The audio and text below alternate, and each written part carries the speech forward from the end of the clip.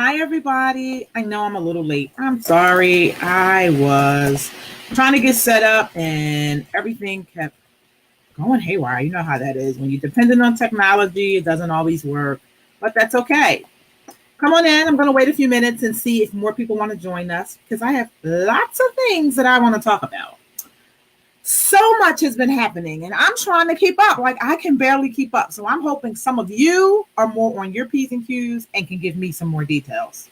So let me know. We're going to give them a couple minutes, let everybody come in and get situated. But it is Thursday. For those of you who don't know me, my name is Tomika. I am the mouth at IG at Tomika Talks and the thought leader at Life and Pops, where my goal is to help you navigate the mess and the busyness of life.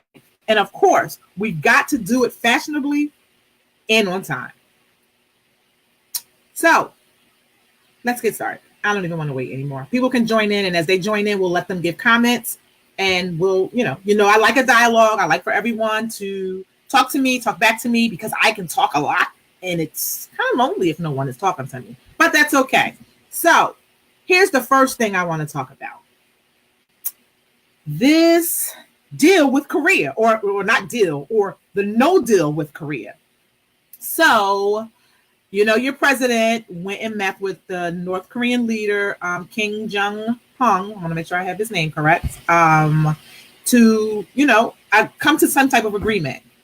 So I saw it on the news in the morning. I'm like, oh, okay, let's see what's going to happen. Well, by midday, Trump was back on his plane and he just had this look of disgust because no deal. So I don't know what that means, what the plan is, or what it means for us, but I definitely want to know. What do you think that means? So my understanding is Trump said that he didn't feel like he was getting a good enough deal to shake on. Now, what I will say, I never claimed him as the president. We're not even going to get into all that. But what I will say is I feel like he could probably make some great deals. Despite the fact of what people say about him, he has great business sense. Like, he's a mover and shaker in the business world. So I feel like if he was in there and he didn't feel like we were getting, the upper hand, which I'm sure was the game plan, that's probably why he pulled out and was like, no, I don't want to talk anymore. I'm leaving.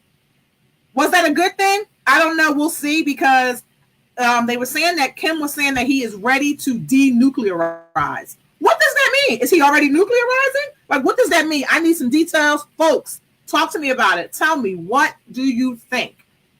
So let's see. They're saying the holdup was there have been international sanctions that are crippling North Korea's economy, and he wanted to get all of those sanctions lifted. So basically, he went in there trying to get power for his country, which is his job. That's what he's supposed to do, right? And so basically, he was supposed to, in exchange, dismantle parts of the country's nuclear program. Nuclear program is apparently what he was supposed to do.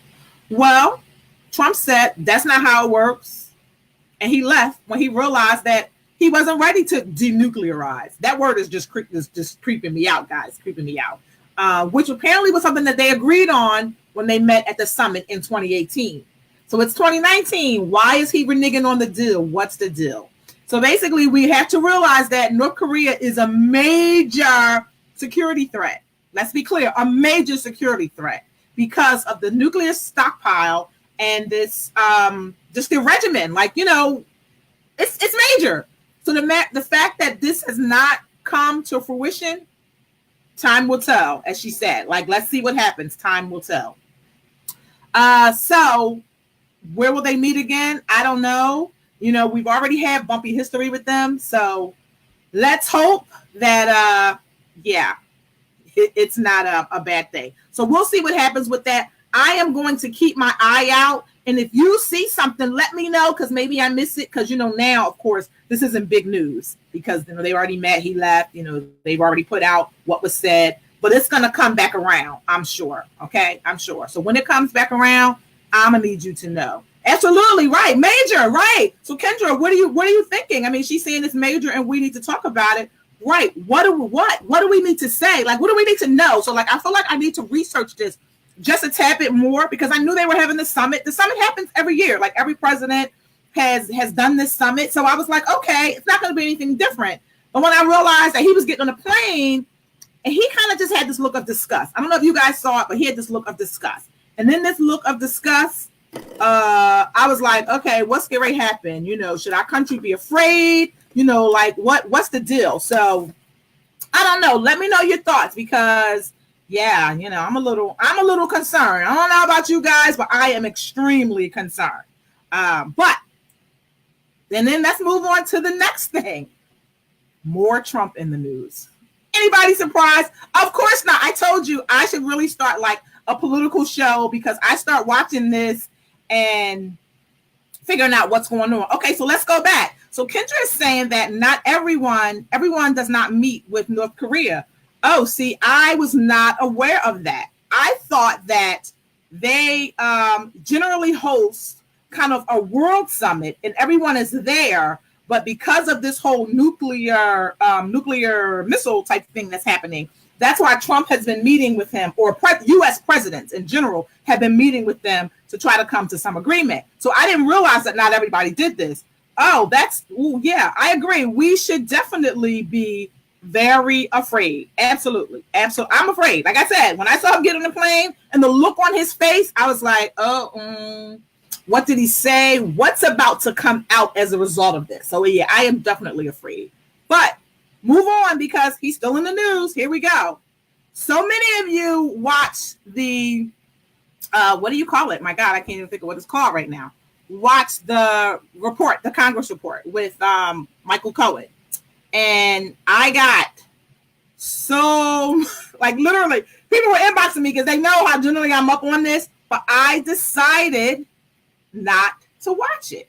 I didn't want to watch it because one, I said either he's going to get up there and he's going to perjure himself. He's going to take all the blame and give none to the president, or he's not going to say anything. Apparently I was wrong. Apparently he dropped some tea. Now, what I will say is my understanding from the tidbit that I got this morning, which is kind of why I was late because I was trying to read up on this so I could talk to you guys about this, is that he did admit he did put some of it on the president. So I guess he said the president did know about the whole WikiLeaks thing and all of that.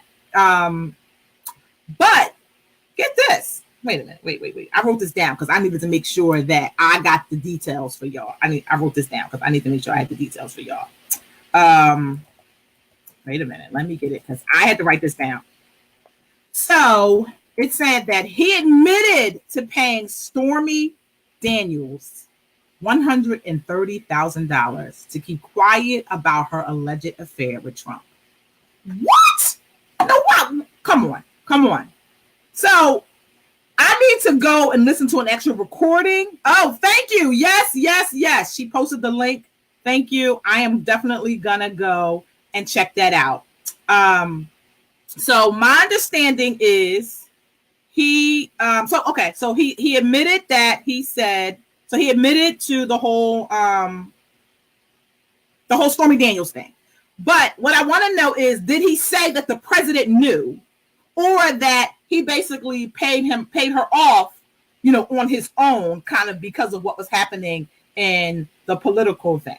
So let me know, guys. I need to know what actually did he say, because people were like messaging me like, girl, where are you? And I was like, I'm not watching it. I got some stuff to do, but I wish I would have watched it. But I am definitely going to go to CNN and catch the replay. I do know, of course, he's writing a book. No secret there. And I was just wondering, was he keeping on the tea for his book, or was he going to dish some out? So I understand that basically, like, I don't even know, did he really even need to appear before Congress, because he's already taken a deal where he's going to go to jail for 3 years. And I don't think him appearing before Congress was going to change that. So I don't know. If I'm wrong, let me know, because I need to know these things. But what I will say is, apparently he did call the president a racist, a con man, and a cheat. Whoa. Okay. Oh, so he was in front of the House Oversight Committee. I'm sorry, y'all. I didn't say all the wrong words, but it's the House Oversight Committee is who he was in. The public hearing was in front of. So apparently he did say that. He talked about the WikiLeaks dumps, especially with the DNC emails. Because remember, that was a whole big thing. And everyone is saying that that's the reason why Hillary did not progress in the election. So we don't really know, but he's always denied it. So he's, like I said, he admitted to paying her, but he said that Trump paid him back. So I don't know if that was to, cover up the paper trail, but what was the real conversation like? I need details. Oh my God, I need details. So I'm going to totally have to watch it because I need to know. But I do know that they're saying that apparently he did come with some receipts. Did he show the receipts, guys? Let me know. Because he apparently does have the check that Trump gave him for the payoff for Stormy Daniels. What I want to know is what did they write in the notes section? Because it don't matter he wrote you a check. You was his attorney. He worked with you. But what did he write in the notes section? Because we already know that what's written in the notes section nowadays is what's important. We ain't going to even talk about Jussie because I told y'all I had to move on from that. It was just too much for me. I couldn't handle it. It was too much for me. So I got to get more details on that because, I need to know. Because basically, I feel like he did take some of the bullet from him from what I saw. And he did spill a little bit of tea, but I don't feel like he spilled enough tea to make an impact. So we'll see. We'll see what happens with that. So guys, all right. I said I wasn't going to talk about Jussie, and I'm not. But have you guys been seeing the memes with him and the guy from the Patriots and R. Kelly? Did you guys see that? That thing is hilarious to me. It is so funny. It's not fun. No, it is funny. It is funny because I can't believe that this is where we are in this climate, but it is what it is. But let's talk about R. Kelly. Okay, let's talk about him because you guys know when that little mini series was on, I was a little obsessed. I wasn't going to watch it at first because what happened in previous years is BET attempted to bring the same type of series out.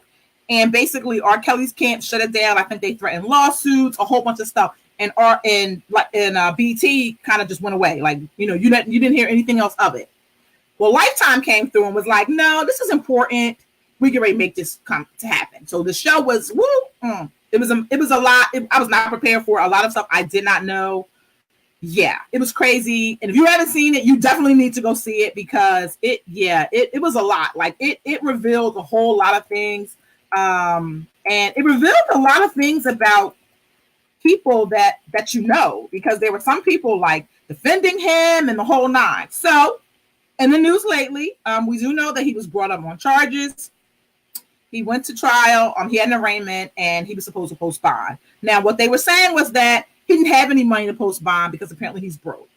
I don't really know how that is because unless he's been buying shoes, and I don't mean just regular shoes, unless he's been buying like Louboutins every day or 4, 5, 6, 7, 8, 9, 10 pairs and he has no investments or whatever, I can't see how he's broke. I mean, this man has written songs for some major hitters and a lot of songs are still like in play. They're playing in commercials. So he has got to be getting some commission checks. I don't want to believe that he's broke. Now, maybe he's broke in terms of, what I call broke, maybe he ain't got 2 million. He got 1 million. So maybe in his eyes, that's what's broke. Because we do got to realize that a lot of times when the stars claim broke and they go through bankruptcy, their broke is not our broke. So maybe that's the broke they're talking about. I don't know.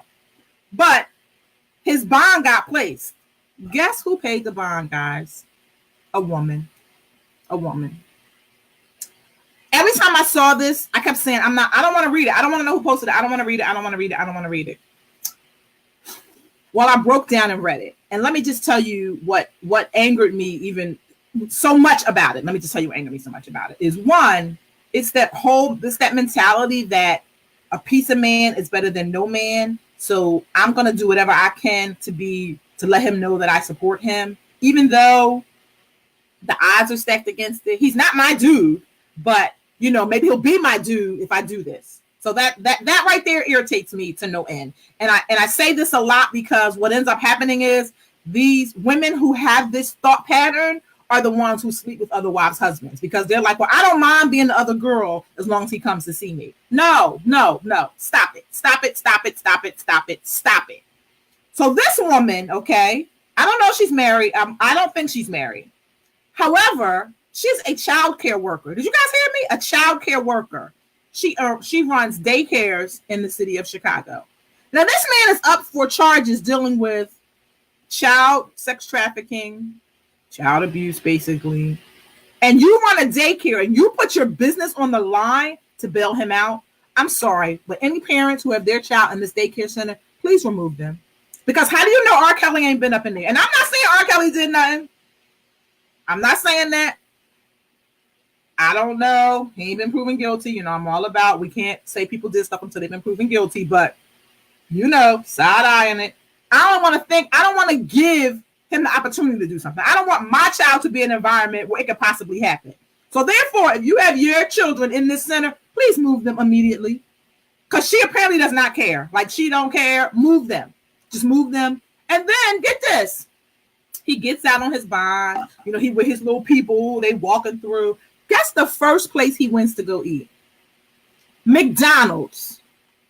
Who eats at McDonald's most of the time? Because I don't know very many parents who are like, oh, yeah, I want to, or grown people. Not even to say parents. I don't know very many adults whose first thought of eating is at McDonald's. I don't know any. And maybe I'm wrong. Correct me if I'm wrong. But children want to eat at McDonald's because they got playland. And most parents take their children there because they can let them play in the playland while they eat a little bit of fries. Not only do children like to go to McDonald's, you know, because it's a hangout spot. I don't know about you guys. When I was in high school, it was a hangout spot. Even when I was in college, it was one right across from my dorm room. We call it Club McDonald's. Everybody went there. If you went to Howard University, you know that Club McDonald's is still in effect. I think it is. Last time I was down there, it was. So you know how McDonald's is in terms of like just young people in general. But for so many young people, that's their first job. You know when you can start working at McDonald's normally? When you're 14. So you mean to tell me that you just got out of jail on some serious charges relating to children and you go where children hang out at? Y'all, I don't know about y'all, but something is totally wrong with this story. That man needs counseling. He needs help because that train of thought is problematic. And the people around him in his camp, all y'all need to be fired, and some of y'all need to be in jail too, because y'all need to be correcting him. Like, dude, go home, cook, do something else, order in, Grubhub, all these other things. But you are just putting yourself in this. I don't get it. We're not gonna talk about him no more, y'all. We're not gonna talk about him no more. Oh my God. Okay, so let's talk about social media. You guys know I love social media because this is really how I stay connected to everybody. You know, life is so busy. And how I know what people are doing is really, I log on to Facebook, I get on Twitter, I get on Instagram. You know, Instagram is my baby. I love Instagram. And I see what people are doing. I connect with people, I talk to people, I meet people. So what would happen if we had a social media tax?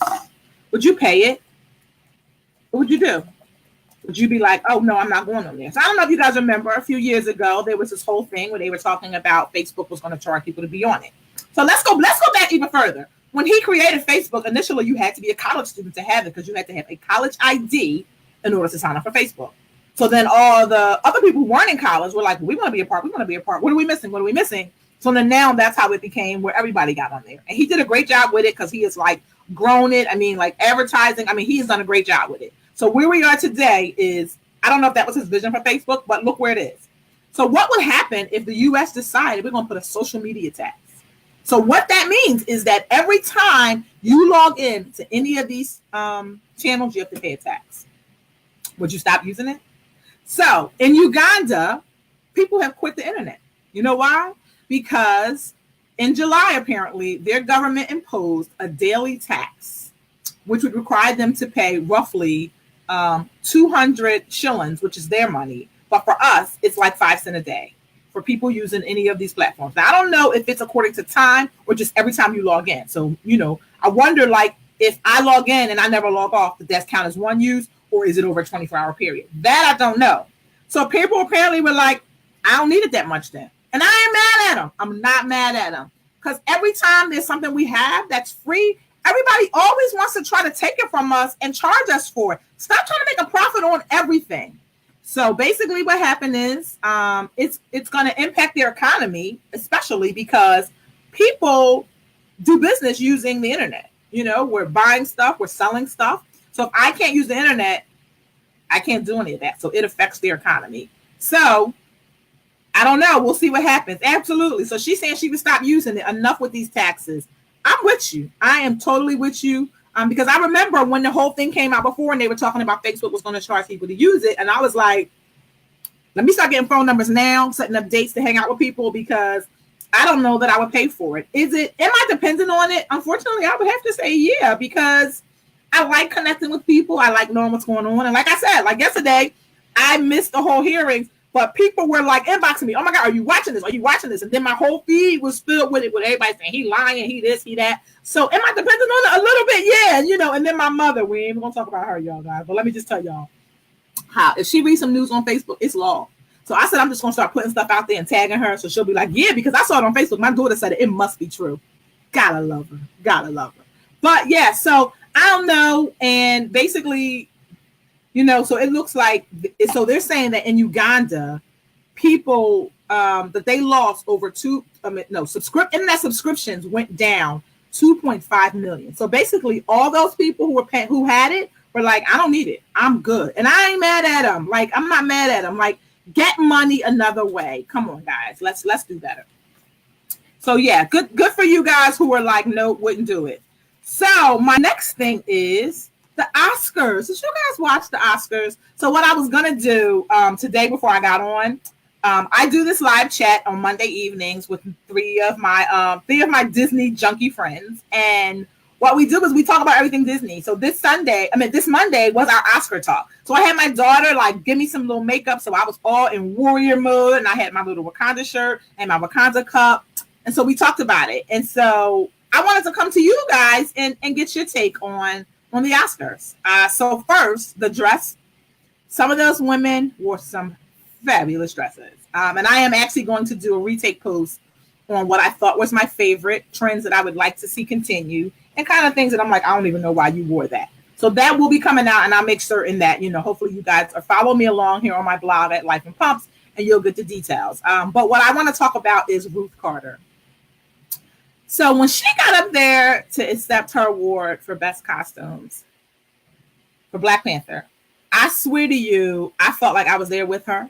That moment was so historical, and it was moving. Like, I was in love with it. It was great, you know, and I actually DVR'd the Oscars, and I had my daughter watch that segment just so she could see and experience, you know, how proud she was, a Black woman. And, you know, and she talked about how, you know, Marvel may have made him a superhero, but we made him a king.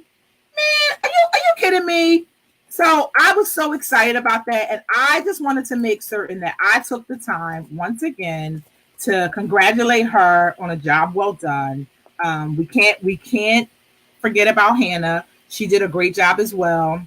And you could see that she was really nervous in giving her speech, but it was great. Who did I want to win? You guys know I wanted Black Panther to win, right? I did. I really wanted Black Panther to win, but I had to realize that the board is just not ready for that yet. Will it come? I absolutely hope it will. Is the movie still powerful for me? Absolutely. I have it on DVD. I have so much stuff, like little gadgets to say Black Panther, just because of the powerful message. And like I stated before, you know, me and some friends, we ran out of theater. We had a purple carpet. We had everybody dressed up in African attire, and we went and watched the movie. It was a great evening out with some friends, and it was perfect. Like the whole setting, even the people in the theater were like, oh, okay, because I live in an area that is, you know, we are the minority. We're serious minorities. So when they saw us come through, they were like, well, what's happening? Are they having a party? We're like, no, we just want to watch Black Panther. They were like, oh, okay, yes. So it was great. And Regina King, she set it off. So when I tell you we had a lot of Black girl magic happening at the Oscars, she set it off. I mean, she set it off. She got up there. She gave the speech. She thanked her mom. And it was, I mean, like, her mom is crying, she crying, and I'm crying. It was so much. It was great. And what I also loved about the Oscars this year, you know, of course they didn't have a host, which kind of seemed to flow, you know. Did I think Kevin Hart would have done a great job? Absolutely, because I think, you know, I think he can bring it. You know, I'm not a big fan of him. I've said that before, but I feel like, you know, some of the things he says are funny, and I feel like, you know, he could have brought some added excitement to it. But what I loved about it at the Oscars was that Black girl magic. That Black girl magic was real. And then not only just the Black girl magic, but diversity. So I don't know if you guys seen it, but there was so much diversity in the Oscars this year that I feel like now we're taking steps in the right path. So let's see what happens for next year. So I just wanted to take this moment and shout out all of the Oscar winners and congratulate Ruth Carter, Regina King, and Hannah. And, I will say, let's thank, congratulate the people on Green Book, even though there's a lot of controversy surrounding that movie. And ironically, we were talking about the movies that we expected to win, and Green Book was not one of them. I saw the movie, but it wasn't the one I was like, oh yeah, this movie is going to win.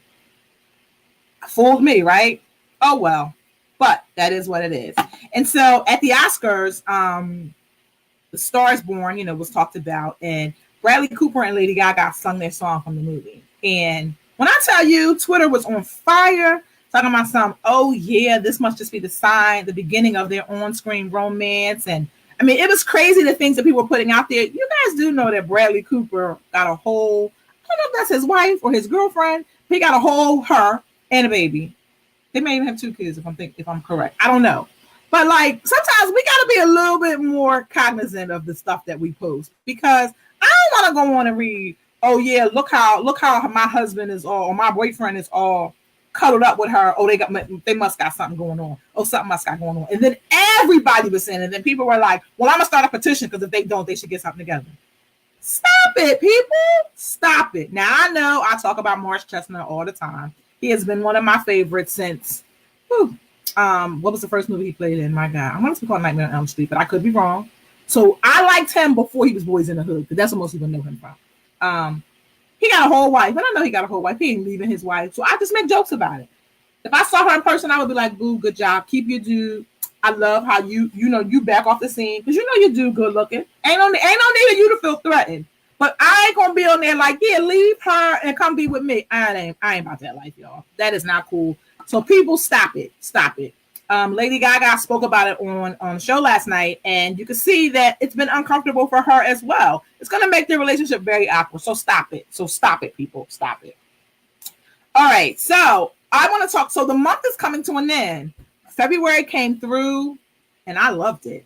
So many people were saying how February starts, their new year, because January was a wash. And normally in January, you're still cleaning up the stuff from the new year, kind of trying to figure out yourself, get your settings. So February for me was great. Not only is it great because it's my birthday month. Yeah, it's my birthday month. But I told you guys in my bullet journal, on my list of things that I'm planning to get done for the year, is I am going to travel.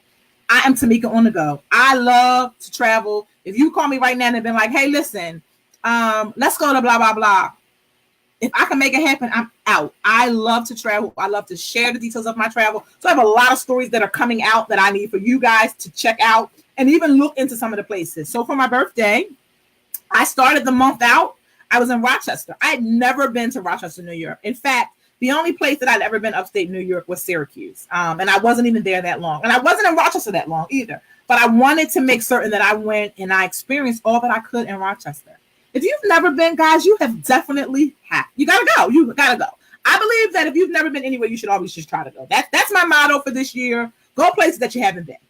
So we went to Rochester. We got to go to a National Lacrosse League game in the stadium. And so what I loved about in the stadium, so apparently National Lacrosse has their own stadium. They don't share the stadium with anyone else, but they have a statue of a Native American set up and posed for lacrosse. That is huge, because a lot of people don't realize that that's where lacrosse originated. The Native Americans, they started. They brought it to America. It's their thing. It is their heritage. So I love that they paid homage to that.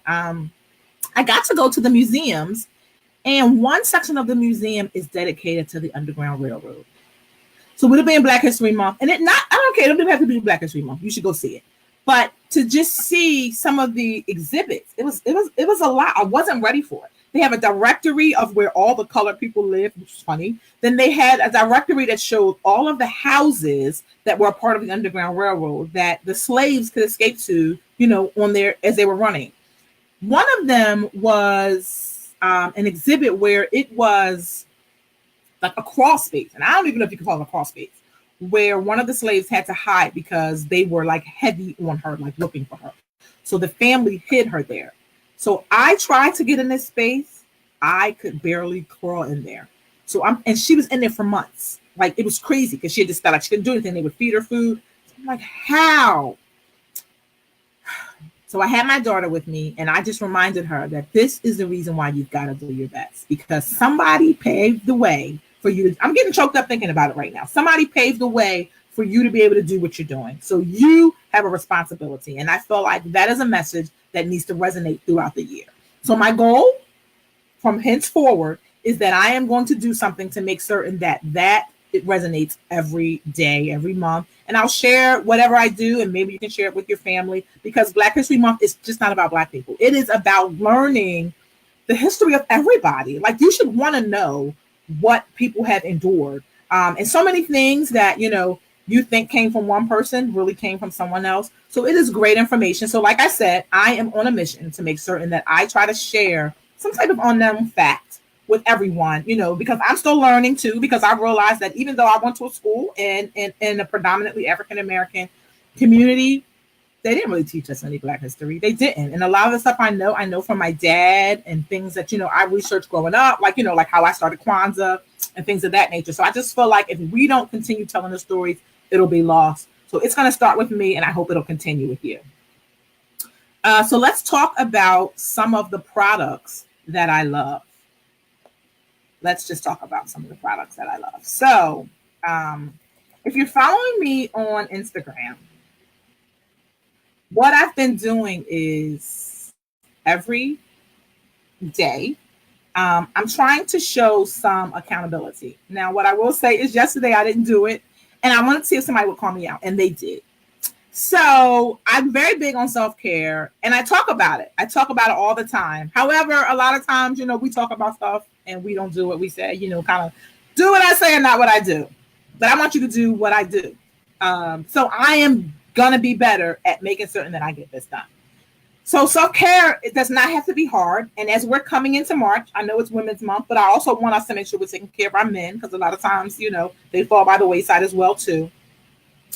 I want you to find one thing that you want to be held accountable for, and let me know, because I will help hold you accountable. So for me right now, I need to remember to take my vitamins. I am not a pill popper, so I hate taking pills. Just the whole idea of it just gets on my nerves. So, when I was going through chemotherapy, I was probably one of the worst patients, because they always were like, hey, we want you to take this. They gave me a list of all these pills, all these prescriptions that I needed to get filled. And I was like, I'm not taking that. I've read the effects. I was like, I'm not taking that. And so they're like, if you need it taken, I'm like, whatever, I'm not going to take it. So I am trying to be better at that. Okay. So I've been showing the pills that I take every day. So I'm going to tell you guys what they are. I'm not necessarily going to show you a brand, because I don't want you to feel like you have to get a specific brand. Now, one brand I do like is called, what is it called? Oh my goodness. Joy Organics. So I'm not sure if you guys are familiar with Joy Organics, but they make a really high grade of CBD. I'm going to post my affiliate link. So if you guys decide you want to buy it, please, of course, go there. But if you don't want to buy from there, that's fine as well. And what I've been sharing with people is CBD oil is very important. What I find interesting about it is some people feel like it is something that is just coming out into the market. And what's happening is because these manufacturers are realizing that people now want safer products. We want them to be safe, and we don't want to have to spend an arm and a leg to get them. So people are marketing products, and everything in their marketing is saying, oh, we've added CBD. And a lot of times it's not enough CBD to make an impact, or it's really not real CBD oil. So what I like about Joy Organics is she started this company behind that, because she saw the properties, the healing properties of the CBD, and she wanted to make sure that it was shared properly. So even if you go to this site and you don't buy from this particular site, because it is expensive, I'm not going to lie to you, it is not cheap, but a little does go a long way. She has something on there called a user guide, and I want you guys to check out the user guide so you can get an idea of what it's good for. So for me, I take it a lot because I feel like I'm stressed. It helps calm you down. And then what's interesting is it helps calm me down. It gives me a very peaceful night's sleep, but it also energizes me. Now, I feel like the counter effect from that is because I'm so tired, because I'm so much on my mind, I can't calm down to physically go to sleep. Like I can't turn my brain off to go to sleep. So it calms me down. So therefore in the morning I have energy.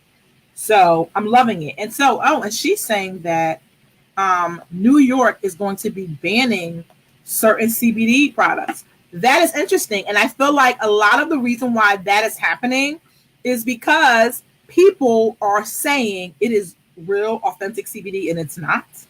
And also, it is not the percentage that they have in there doesn't even negates them even mentioning it. So it's like, why are you mentioning it? So I always tell people before you buy any product, read the ingredients, go online and look for a review from a user, even if it is a paid influencer. I don't know about other influencers, but you will never catch me telling a lie. I don't care if I'm working on a campaign. If you send me a product and I don't like it, it does not work for me, I will reach back out to you and I will let you know this product did not work for me. Here's what I'm going to say. If you prefer, I don't, fine. We can, whatever. But here's what I'm going to say. And what you have to realize is so many people don't always have that thought pattern. But I like to believe that as influencers, we realize that when we bring things to you, oftentimes you're going to try it. So I stand by my word. So if ever you see me post something and it's questionable, send me a message. You and I can talk about it. So I believe in this CBD, especially the one by Joy Organics. I had another one that I used called CBD Plus.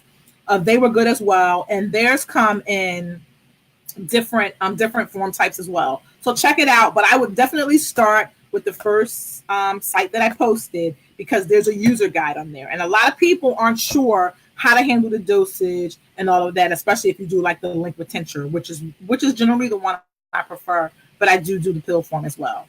So the other pills that I'm taking is I take a turmeric. Now I cook a lot with turmeric because I love the properties of it. And I feel like it adds a really nice fragrant taste to whatever I'm cooking. And so I know that I have athletes. So because I have athletes, I need to keep them in shape and I can't afford for them to be inflamed and all of that. So turmeric has some of those properties. So I actually got mine. Mine is by Pure Synergy. I'll just tell you the brand. It's by Pure Synergy. I've been using it for a few months when I remember. So last week I started, and I really don't think I shared it with you guys last week. I started last week to kind of just get myself going and kind of get in a groove, and I could totally feel the change once it got into my system. The other thing that I'm taking is an iron pill because I keep telling you guys I'm so tired. And part of it is I know I'm anemic. I know that my blood sugar is low. And it's something I should do all the time. But I just don't really like pills. So it's very hard for me. Then I take an omega-3. Very good for the brain. As you're getting older, you want to make certain that, you keep that brain going, which is why I do like crossword puzzles. And I try to read as often as I can. The other thing, what was the other thing that I took? Oh, I actually have the CBD pill. Is what you see in the picture that I post on Instagram. It's actually the CBD pill. And then I'm either drinking a tea. So right now I have an iced tea. I'm drinking a pink iced tea, and what I actually put in it is a scoop of collagen powder. So there are two different ones that I like. Read up on them. I'll share some of those details with you going forward as well, so that you can know. And collagen, of course, is good for the bones. It's good for the skin, and I don't know if maybe that's why my skin is flawless. I can't say that because I don't use it as often as I should. But let's say it works. It can't hurt to try, right? And so with that, I am really working on this series called Brown Girl Green. Brown Girl Greening with my friend Cherie of 30 Mommy. And so we're going to bring to you products that we love, how we transitioned over to some traditional from some traditional products to some more healthier products, and how we did it in a way that did not break the budget. And next week, I am going to be taking over the ShiftCon's Instagram page. And on that page, I'm going to be sharing lots of products, lots of ideas, and giving you tips. So I hope you'll join me. I will definitely make sure you have more details so that you can see about that. But I also want to talk to you about what I'm reading because, like I said, you got to keep the mind going. So my daughter is big on reading. If she doesn't see me reading a book, she asks me about it. And she actually asks me every day when I come home, did you read, when she comes home from school, did you read your book? So I need to be accountable to her as well. So I received this book called Well Read. Can you see it? There we go. Well Read Black Girl from one of the moms at my Jack and Jill meeting. She bought it for everyone for our Valentine's Day gift. Thought that was so sweet. And I was like, well, I should probably start reading it.